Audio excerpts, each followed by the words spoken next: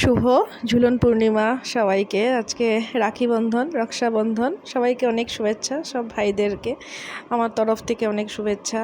কয়েকদিন আগে শ্রীজি থাকা একটা ঠাকুরের বিগ্রহ ঝুলনের জন্য অর্ডার করেছিলাম, কিন্তু আসছিল না, মনও খারাপ লাগছিল। কিন্তু এত সুন্দর দিন আজকে এসে আজকেই পৌঁছে গেল। তো সুন্দর করে স্নান করিয়ে, আমার তো আগে আমার ঠাকুর ছিলই বিগ্রহ, তো এবার শ্রীজি সঙ্গে এসছে, কাজেই খুব ভালো লাগছে। একটু সাজালাম আমি আর সঞ্জীব মিলে, সকাল থেকে একটু সাজানো গোছানো করলাম। আর্য খুব ভালোবাসে সাজালে, সেই ছোট্টবেলার থেকে ওর ভীষণ ঝুলন ভালোবাসে।